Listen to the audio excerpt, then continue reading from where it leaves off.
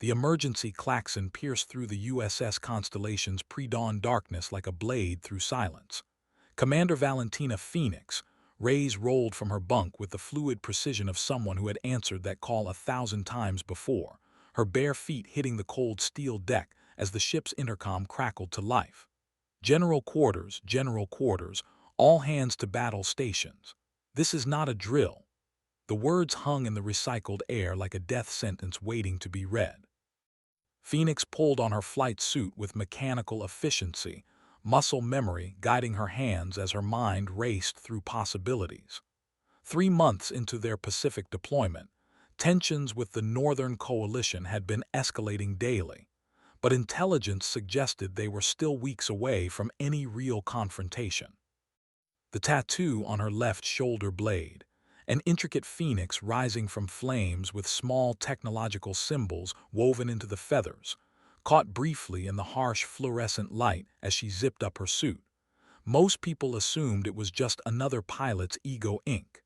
They had no idea how wrong they were. The flight deck erupted in controlled chaos as she emerged topside. Orange-vested deck crews swarmed around the parked aircraft like ants around a disturbed hill, their movements illuminated by the harsh sodium lights that turned everything the color of dried blood.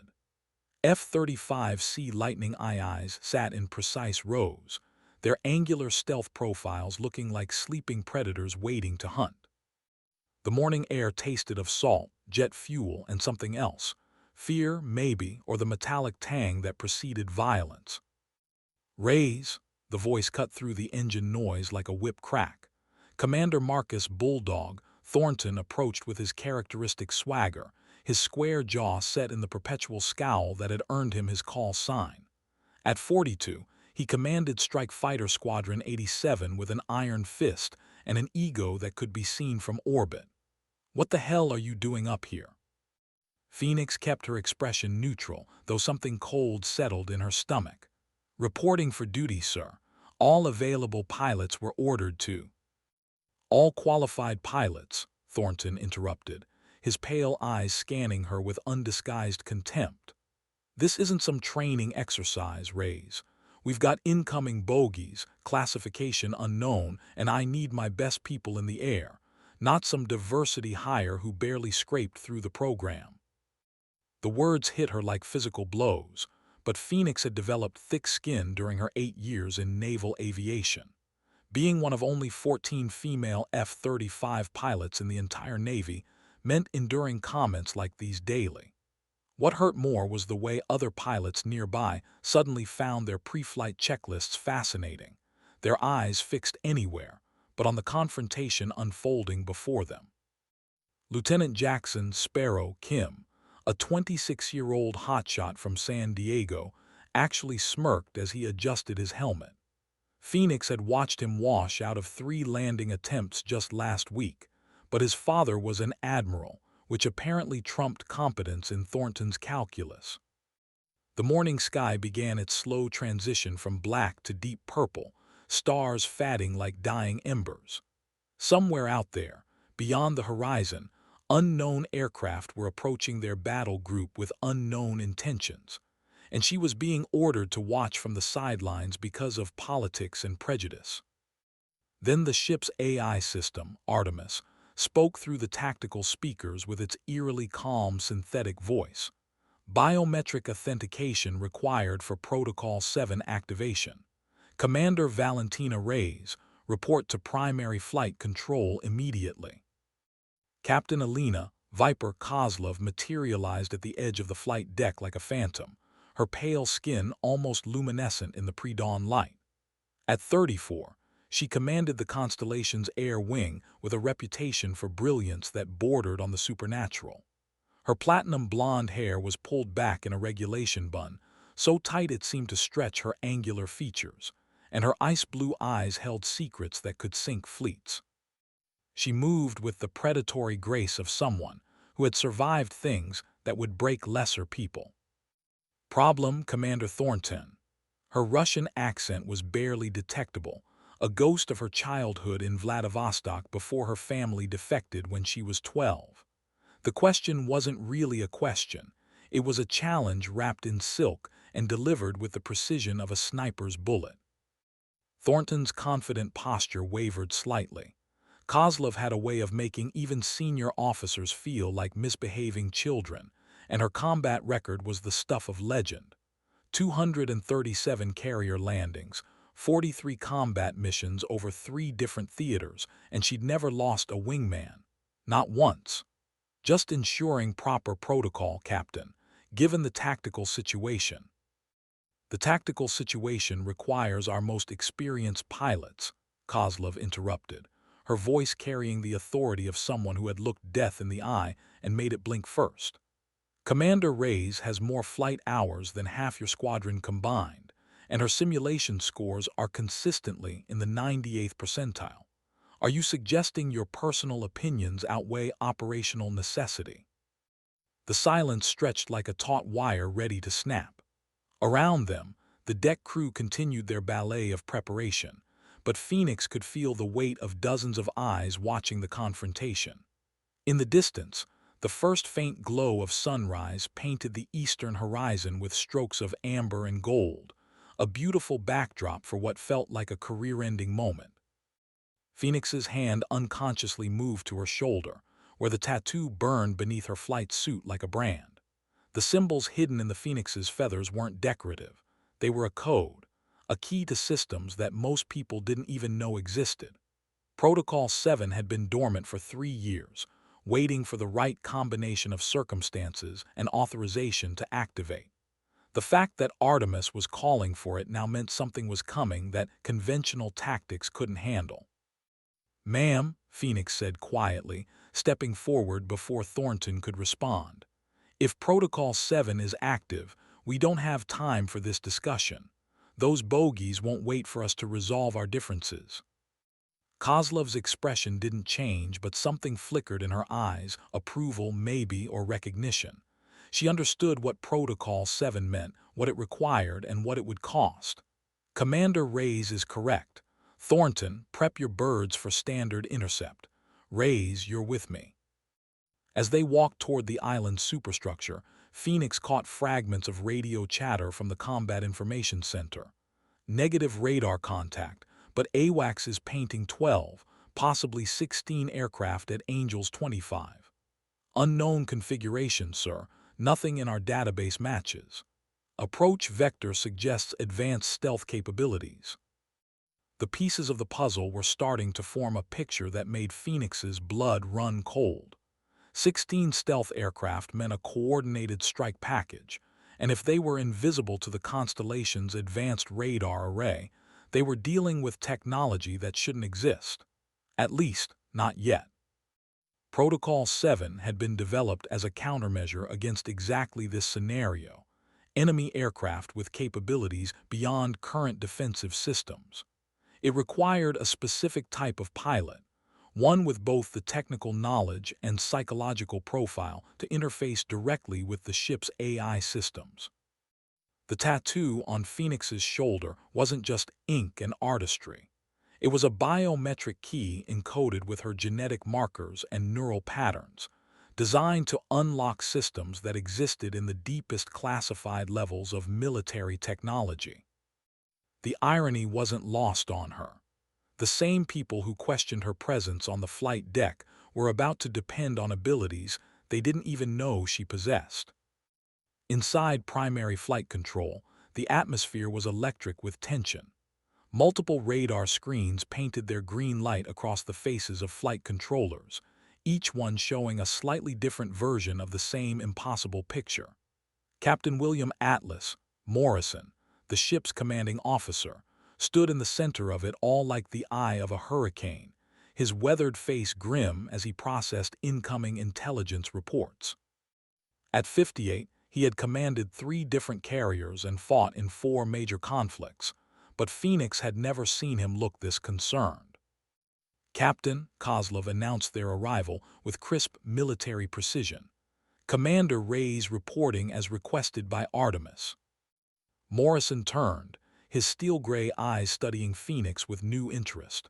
"Commander, I'm going to ask you something, and I need an honest answer. Are you familiar with Project Icarus?" Phoenix felt her heart skip a beat. Project Icarus was so classified that even knowing the name was grounds for court-martial in most circumstances. The fact that Morrison was asking meant they were far beyond normal protocol territory. "Yes, sir, I have. Intimate knowledge of the project." "Then you know what we're dealing with," Morrison said grimly. He gestured to the central display, where 16 red contacts moved across the tactical map like drops of blood on blue water. "These aircraft are using stealth technology that's at least a generation ahead of anything in our current intelligence assessments. Their approach vector and formation suggests they know exactly where we are and exactly how to avoid our defensive systems." Phoenix studied the display, her mind already shifting into the analytical mode that had made her one of the Navy's top test pilots before her transfer to operational squadrons. The attack formation was too perfect, too precise. It suggested real-time intelligence and adaptive tactics, capabilities that implied an AI-assisted approach to warfare that shouldn't exist outside of theoretical papers and classified research programs. "Sir," she said slowly, pieces clicking into place like a lock opening. "If these aircraft are using quantum-assisted targeting systems, our conventional countermeasures won't be effective. They'll anticipate our defensive moves faster than human pilots can execute them." "Exactly," Morrison nodded grimly. "Which is why Artemis has activated Protocol 7. We need someone who can think like a machine to fight a machine." The weight of the moment settled on Phoenix's shoulders like a lead blanket. Protocol 7 wasn't just about flying. It was about surrendering part of her humanity to become something else, something that could process information and make decisions at inhuman speeds. The neural interface technology was still experimental, still dangerous, and every pilot who had tested it had paid a price. But as she looked at the tactical display, watching those 16 red dots creep closer to her ship and her shipmates, Phoenix knew the choice had already been made. The neural interface chamber lay hidden 3 decks below primary flight control, accessible only through a series of security checkpoints that required biometric verification at each stage. Phoenix descended into the ship's depths with Captain Kozlov, the familiar sounds of the carrier's operations fading into a distant hum. The corridors here were narrower, more utilitarian, painted in the dull gray that spoke of spaces where form followed function with ruthless efficiency. "You understand what you're volunteering for," Kozlov said as they walked, her voice carefully neutral. It wasn't a question, but Phoenix answered anyway.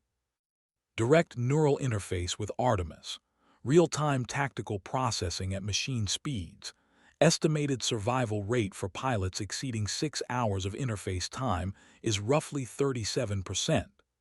The statistics rolled off her tongue like a recited prayer, but they felt distant, abstract. Numbers on a page rather than the probable circumstances of her own death. Kozlov stopped walking and turned to face her, those ice-blue eyes searching Phoenix's face for something, doubt, maybe, or fear. "The survival statistics don't account for pilot psychology. The machine tries to optimize everything, including human life. It will suggest sacrifices that tactically sound but morally questionable. Can you resist that level of logical persuasion?"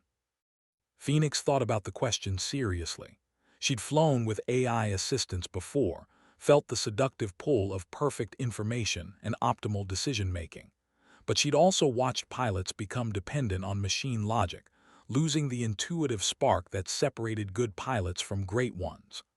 "I've spent my entire career proving that humans can do things machines think are impossible. I'm not about to stop now." A ghost of a smile touched Kozlov's lips. "Good answer." The interface chamber was smaller than Phoenix had expected, dominated by a single reclining chair that looked more like medical equipment than military hardware. Cables and sensors hung from the ceiling like technological vines, and the walls were lined with monitoring equipment that hummed with quiet efficiency. Dr. Sarah Chen, the project's lead technician, looked up from her preparations with the tired expression of someone who had been working without sleep for too long. "Commander Reyes," Chen greeted her with professional warmth. I've reviewed your psychological profiles and interface compatibility scores. You're one of only 3 pilots currently qualified for sustained Protocol 7 operations. Who are the other 2? Phoenix asked, though she suspected she already knew the answer. Captain Kozlov and Admiral Patterson, neither of whom are available for this mission. Chen's expression grew serious as she began attaching sensors to Phoenix's temples and neck. The interface will feel strange at first, like having someone else's thoughts mixed with your own. The key is maintaining your identity core while allowing Artemis access to your tactical processing centers. Phoenix settled into the chair, feeling the sensors adhere to her skin with tiny pinpricks of cold. Around them, the monitoring equipment began displaying her vital signs in real time: heart rate, brain activity, neural conductivity. Everything looked normal, but she knew that was about to change. "Final systems check," Chen announced, her fingers dancing across holographic displays with practiced precision. "Artemis, confirm interface protocol readiness." "All systems nominal," the AI's synthetic voice responded through speakers hidden in the walls. "Commander Reyes, please confirm your authorization code." Phoenix took a deep breath and recited the 20-digit alphanumeric sequence she'd memorized 3 years ago, hoping she'd never need to use it. As the final digit left her lips, she felt a subtle shift in the air pressure, as if reality itself was adjusting to accommodate something new. Authorization confirmed. Beginning neural interface initialization. Commander, you may experience mild disorientation during the connection process. The first sensation was warmth, spreading from the contact points on her head down through her nervous system like honey mixed with electricity. Then came the whispers, not voices exactly, but the sensation of thoughts that weren't quite her own, information flowing through her consciousness like water through a sieve. Her vision flickered, overlaid suddenly with data streams and tactical displays that existed only in digital space. And then Artemis spoke, not through speakers but directly into her mind. "Welcome to Protocol 7, Commander. Are you ready to see the war as I see it?" The tactical picture that flooded Phoenix's consciousness was overwhelming in its detail and terrifying in its implications. Through Artemis's sensors, she could perceive the approaching aircraft not just as radar contacts, but as complex mathematical equations describing thrust vectors, heat signatures, electromagnetic emissions, and probability cascades. Each enemy aircraft was a node in a vast network of interconnected variables, their movements orchestrated by an intelligence that processed information at quantum speeds. "Jesus," Phoenix whispered, her voice sounding strange in her own ears. "They're not just using AI assistants. They're flying with a distributed consciousness." "Correct," Artemis confirmed, its voice now coming from inside her thoughts rather than external speakers. "The enemy aircraft are operating as a collective intelligence, sharing sensory data and tactical analysis in real time. Individual pilot decision-making has been subsumed into a larger strategic matrix." Phoenix felt her human mind recoil from the implications. She'd heard rumors of such technology, experiments in hive mind aviation conducted by rogue states and private military contractors, but she'd never imagined it could be implemented so effectively. Each enemy pilot had essentially surrendered their individual will to become part of a larger organism, one that could coordinate attacks with inhuman precision. "How do we fight something like that?" she asked, though part of her already knew the answer. "By becoming something similar," Artemis replied with machine logic. "You must allow me greater access to your cognitive processes. Together, we can achieve tactical awareness approaching their collective capability." Phoenix hesitated. She'd accepted the interface knowing it was dangerous, but what Artemis was proposing went beyond the original parameters. It was asking her to blur the line between human and machine even further, to risk losing herself in the pursuit of tactical advantage. Above them, she could feel the constellation adjusting course, the massive carrier beginning evasive maneuvers as Captain Morrison tried to buy time. But conventional tactics wouldn't work against an enemy that could predict their moves before they made them. The only way to fight a collective intelligence was with another collective intelligence. "Do it," Phoenix said, her voice steadier than she felt. "Full interface. But I want safeguards, identity anchors that keep me tethered to who I am." "Implementing adaptive safeguards," Artemis acknowledged. "Initiating deep neural interface in 3, 2, 1. The world exploded into information. Every sensor on the constellation, every data stream from the surrounding battle group, every electromagnetic whisper in the ocean around them. All of it flooded through Phoenix's consciousness simultaneously. She felt her human identity stretching like rubber, threatening to snap under the pressure of machine-speed cognition.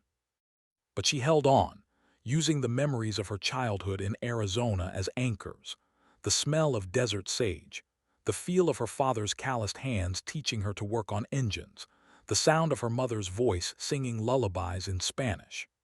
These human moments became lighthouses in the storm of data, keeping her grounded while her mind expanded to encompass capabilities that no single human was meant to possess. And in that moment of perfect synthesis between human intuition and machine logic, Phoenix saw the solution. The first enemy missiles appeared on the tactical display like malevolent stars, 16 separate launch signatures blooming across the pre-dawn sky. Through the neural interface, Phoenix processed their trajectory data, payload analysis, and intercept probabilities faster than any human mind could normally comprehend. The mathematics were elegant and terrifying. Each missile was following an optimal attack vector calculated to overwhelm the constellation's defensive systems through sheer coordination. "Point defense systems engaging," came the calm voice of the Combat Information Center over the ship's communications. "Multiple incoming missiles. Recommend immediate evasive action." But Phoenix could see what the CIC couldn't. The attack pattern wasn't designed to sink the carrier. It was designed to disable specific systems. The targeting priorities revealed the enemy's true objective. They wanted to capture the constellation intact, along with its crew and technological secrets. "Artemis," she said, her voice carrying the weight of machine certainty, "patch me through to Captain Morrison. Priority override." "Connection established," the AI confirmed. "Captain, this is Commander Reyes. The incoming missiles are targeting our propulsion and communication systems, not our hull integrity. They want us alive. I recommend we use that against them." Morrison's voice crackled through the connection, tense but controlled. "Explain, Commander." "Let them think they're succeeding. Shut down non-essential systems, simulate damage to our engines and communications. Make them believe they've achieved their objective. When they close for boarding operations, we spring the trap." There was a moment of silence as Morrison processed the strategy. It was audacious, risky, and required split-second timing to execute properly. But it was also their best chance against an enemy that could predict conventional tactics. "You're asking me to make my ship look like a sitting duck," Morrison said finally. "I'm asking you to trust that sometimes the best defense is looking defenseless," Phoenix replied. Through the interface, she could feel Artemis analyzing thousands of variables, calculating probability matrices for different tactical approaches. The AI's assessment matched her intuition. Unconventional thinking was their only advantage. "Do it," Morrison ordered, his voice carrying the authority of command. "All departments prepare for damage simulation. Engineering, prepare to shut down primary systems on my mark." The next few minutes unfolded with choreographed precision. As the enemy missiles streaked toward their target, the constellation's defensive systems engaged with careful deliberation, shooting down just enough incoming ordnance to make the defense look realistic, while allowing several to impact non-critical areas of the ship. Explosion after explosion rocked the carrier, each one carefully calculated to create maximum visual and electromagnetic signatures while causing minimal actual damage. Through the neural interface, Phoenix felt each impact like a personal wound, but she also felt Artemis calculating, planning, preparing for the moment when their deception would be revealed. The enemy aircraft were already beginning their approach, confident that their target was disabled and helpless. "They're taking the bait," Phoenix reported, watching the tactical display as the 16 stealth aircraft shifted from attack formation to boarding configuration. "Estimate 4 minutes until they're within optimal engagement range." 4 minutes, Morrison acknowledged. "All squadrons prepare for launch on my signal. This is going to be close." Phoenix could feel her heart hammering against her ribs, but her mind remained clear and focused through the interface. In 4 minutes, she would launch into combat against an enemy that possessed technology beyond anything she'd trained to fight. But she wouldn't be facing them alone. She would have Artemis beside her, and together they might just be enough. The launch catapult engaged with a violence that would have been jarring under normal circumstances, but through the neural interface, Phoenix experienced it as pure mathematics, acceleration vectors and g-force calculations processed alongside adrenaline and determination. Her F-35C Lightning II shot from the Constellation's deck like a bullet from a gun, climbing rapidly into the dawn sky where death waited with quantum precision. "Phoenix is airborne," she reported, her voice steady despite the extraordinary circumstances. Through Artemis, she could perceive not just her own aircraft but the entire tactical situation unfolding around the carrier battle group. 12 other F-35s launched in rapid succession, their pilots unaware that their success or failure might depend on a technology most of them didn't know existed. "Vampire flight, this is Overwatch," came Captain Kozlov's voice over the tactical frequency. "Enemy aircraft have spread to engagement formation. Recommend attack pattern Delta 7, maintain formation integrity." Phoenix wanted to respond, to warn them that conventional attack patterns would be predicted and countered by the enemy's collective intelligence. But Protocol 7 operations were classified beyond the security clearance of most of the other pilots, and breaking communication security could compromise the entire mission. Instead, she spoke directly to Artemis through the neural link. "Can you provide tactical guidance to the other aircraft without revealing our capabilities?" "Affirmative. I can manipulate environmental variables and sensor readings to suggest optimal flight paths. The other pilots will interpret these as intuitive decisions rather than AI guidance." It was elegant in its subtlety. Artemis would nudge rather than control, suggest rather than command. The other pilots would follow their instincts, never knowing that those instincts were being quietly enhanced by quantum-level tactical analysis. The first engagement began exactly 4 minutes and 37 seconds after Phoenix's launch, when Lieutenant Commander Rebecca "Mantis" Valdez encountered one of the enemy stealth aircraft at an altitude of 26,000 feet. Through the neural interface, Phoenix experienced the dogfight from multiple perspectives simultaneously: Valdez's aircraft sensors, Artemis's analytical matrix, and the electromagnetic emissions of the enemy aircraft itself. "Contact bearing 090, range 12 miles and closing," Valdez reported, her voice tight with concentration. "This guy's not showing up on radar, but I've got a visual." Phoenix could see what Valdez couldn't. The enemy pilot wasn't just flying evasively, they were flying optimally, each maneuver calculated to maximize defensive positioning while setting up for a counterattack. But she could also see the solution, the one tactical approach that the enemy's collective intelligence wouldn't predict. "Mantis, break left and climb," Phoenix transmitted, making it sound like tactical advice rather than quantum-calculated certainty.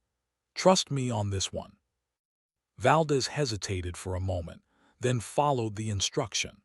As her F-35 broke left and climbed, the enemy aircraft moved to intercept, exactly as Artemis had predicted. But the maneuver had put the enemy pilot in a position where their collective intelligence worked against them, creating a momentary gap in their defensive coverage. Fox 2, Valdez called out as she fired an AIM-9X Sidewinder missile. The weapon tracked true, impacting the enemy aircraft with a brilliant flash that painted the morning sky in shades of orange and gold. Splash one bandit. It was the first confirmed kill of the engagement, and Phoenix felt a surge of satisfaction that was both entirely human and enhanced by machine precision. But there were still 15 enemy aircraft to deal with, and their collective intelligence was already adapting to account for the loss of one of their nodes. "Good kill, Mantis," Phoenix acknowledged, then switched to a private channel with Artemis. "They're adapting faster than anticipated. We need to accelerate our timeline." "Agreed. Recommend immediate implementation of Tactical Surprise Pattern Omega." Phoenix felt her pulse quicken. Pattern Omega was the most aggressive option in their tactical arsenal, requiring her to engage multiple enemy aircraft simultaneously while relying entirely on the neural interface for targeting and maneuvering. It was also the pattern most likely to result in pilot fatality if something went wrong. "Do it," she said, pushing her F-35 into a steep dive toward the center of the enemy formation. "All aircraft, this is Phoenix. I'm engaging multiple targets. Recommend you spread out and pick up the pieces." What followed was 3 minutes and 22 seconds of combat that redefined Phoenix's understanding of what was possible in aerial warfare. Through the neural interface, she became something more than human, a hybrid consciousness that could process targeting data, threat assessment, and tactical options at speeds that made time itself seem negotiable. Her aircraft danced through the enemy formation like a knife through silk, each movement perfectly calculated to avoid incoming fire while setting up optimal attack positions. Missiles launched and found their targets with mathematical precision, while her 25 cannons stitched lines of destruction across the morning sky. Enemy aircraft fell one by one, their collective intelligence fragmenting as the network lost nodes faster than it could compensate. But the interface was taking its toll. Phoenix could feel her human identity stretching and blurring at the edges, threatening to dissolve into pure tactical calculation. The memories she'd used as anchors, Arizona sunsets, her father's hands, her mother's voice, grew distant and abstract, like echoes from another lifetime. "Commander," Artemis said, its voice carrying what might have been concern if machines could feel such things, "your neural patterns are approaching critical threshold. Recommend immediate interface disconnection." "Negative," Phoenix replied, her voice sounding strange even to her own ears. "Mission is not complete. Continuing engagement." 6 enemy aircraft remained, and their collective intelligence was beginning to recognize the threat she represented. They were converging on her position with coordinated precision, accepting the loss of tactical positioning in favor of overwhelming firepower. It was a sound strategy, one that would almost certainly succeed if she remained in the engagement zone. But Phoenix had one advantage the enemy couldn't calculate. She was still human enough to make an irrational decision. Instead of evading the converging enemy aircraft, she turned directly toward them, pushing her F-35 to its maximum performance envelope. Through the neural interface, she could see the enemy pilots' confusion as their collective intelligence struggled to process what appeared to be a suicide run. But Phoenix wasn't planning to die, she was planning to get close enough for the one weapon the enemy's quantum calculations couldn't predict. At a range of less than 500 meters, she triggered the F-35's electronic warfare suite with modifications that existed nowhere in any technical manual. The electromagnetic pulse that erupted from her aircraft was precisely calibrated to overload the neural interfaces that connected the enemy pilots to their collective intelligence network. 6 enemy aircraft fell from the sky in perfect synchronization as their pilots suddenly found themselves alone in their cockpits, cut off from the hive mind that had been guiding their every move. Without the collective intelligence, they were just human pilots in unfamiliar aircraft, struggling to regain control of machines they'd never learned to fly manually. "All enemy aircraft neutralized," Phoenix reported, her voice barely above a whisper. "Mission accomplished." But as she spoke those words, she felt something fundamental break inside her mind. The neural interface had held too long, pushed too hard, and the safeguards that had kept her human were finally failing. She was drifting away from herself, becoming something that wasn't quite machine and no longer entirely human. "Phoenix, respond," came Captain Kozlov's voice over the radio, sharp with concern. "Your aircraft is showing erratic flight patterns." Phoenix tried to answer, but the words seemed to come from very far away. The cockpit around her felt unreal, like a simulation she was watching rather than experiencing. Through failing vision, she could see the constellation in the distance, its flight deck busy with recovery operations as the surviving F-35s returned home. She would never make it back. The neural interface had burned out critical pathways in her brain, leaving her conscious but increasingly disconnected from her physical body. Her F-35 was flying on autopilot now, following a programmed return course that would bring her close to the carrier, but not close enough for a landing she could no longer control. "Artemis," she whispered, using the last of her connection to the AI system. "Take care of them." "I will honor your sacrifice, Commander," Artemis replied, and for the first time its synthetic voice carried something that sounded like genuine emotion. "You have given humanity a gift they may never fully understand." Phoenix's F-35 passed over the constellation at an altitude of 3,000 feet, close enough for the deck crews to see the aircraft, but too high for any hope of recovery. Inside the cockpit, Phoenix sat motionless, her mind finally at peace as she drifted toward whatever came after the interface failed completely. But her sacrifice had not been in vain. The enemy's collective intelligence network was broken, their stealth technology compromised, and the classified data they'd sought to capture remained secure. More importantly, she had proven that human consciousness could not only survive integration with artificial intelligence, but could use that synthesis to achieve things neither human nor machine could accomplish alone. 3 days later, Captain Alina Kozlov stood in the constellation's memorial chapel, looking at the new plaque that had been added to the Wall of Honor. The inscription was simple: "Commander Valentina Phoenix Reyes, she rose when others fell." Below her name was an image of a phoenix rising from flames, its feathers intricately detailed with small technological symbols that most observers assumed were merely decorative. But Kozlov knew better. Those symbols represented something much more significant. They were a code, a key to understanding what Phoenix had accomplished and what it meant for the future of warfare. The neural interface technology that had claimed her life was already being refined, made safer, prepared for the day when humanity would need defenders who could think like machines while retaining the spark of intuition that made them human. The morning sun streamed through the chapel's small porthole, painting everything in shades of gold and amber. Outside, the Pacific Ocean stretched to the horizon, calm and peaceful despite the violence it had witnessed just days before. Somewhere in those waters lay the wreckage of 16 enemy aircraft and their pilots, victims of a technology they had embraced too completely and trusted too blindly. She understood the price, Kozlov said quietly to the empty chapel. She knew what she was trading away, and she did it anyway. Behind her, the chapel door opened with a soft whisper of hydraulics. Dr. Sarah Chen entered, carrying a data tablet and wearing the expression of someone who had been working without sleep for far too long.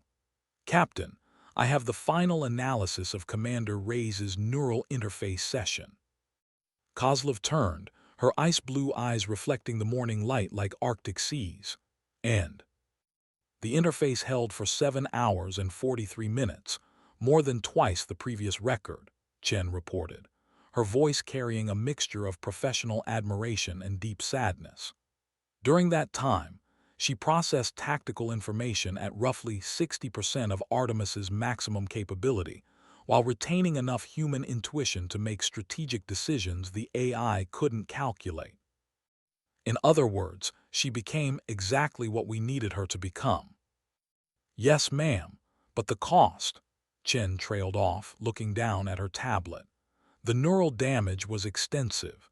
Even if we'd been able to extract her from the interface immediately after the engagement, the probability of full recovery was less than 8%. Kozlov nodded grimly.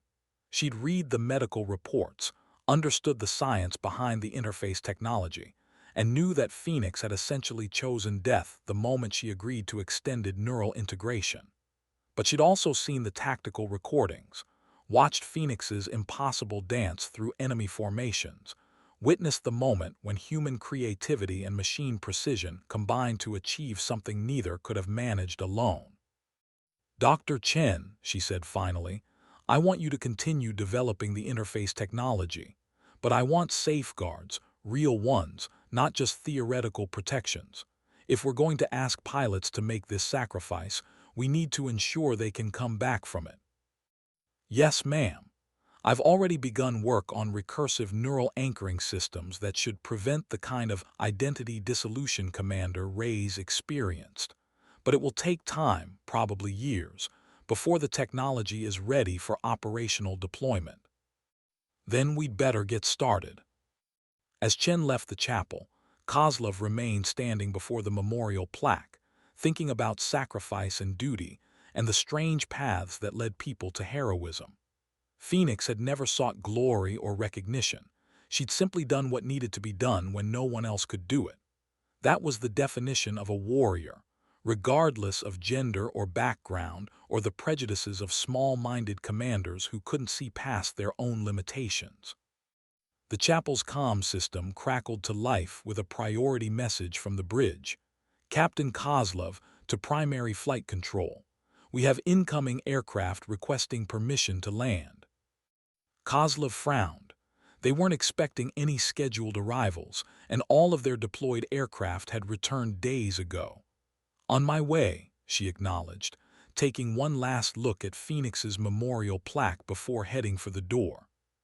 Primary flight control was bustling with activity when she arrived, but there was an undercurrent of confusion among the flight controllers that immediately caught her attention.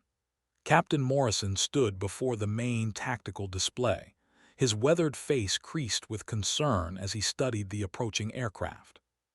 Sir, Kozlov announced her presence with crisp military precision.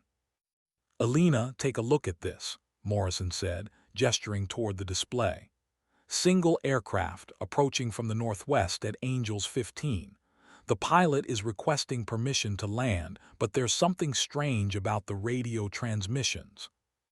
Kozlov studied the tactical data, noting the aircraft's flight characteristics and electromagnetic signature.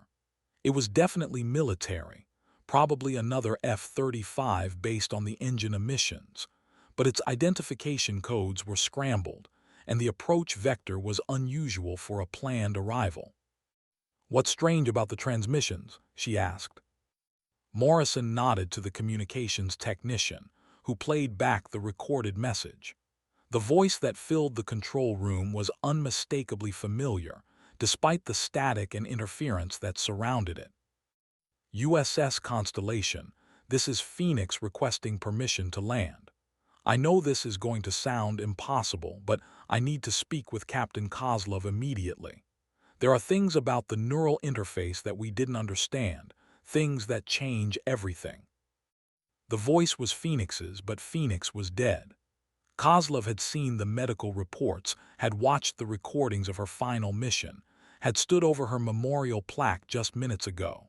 Yet here was her voice, clear and unmistakable, requesting permission to land an aircraft that shouldn't exist. Sir, Kozlov said carefully, her mind racing.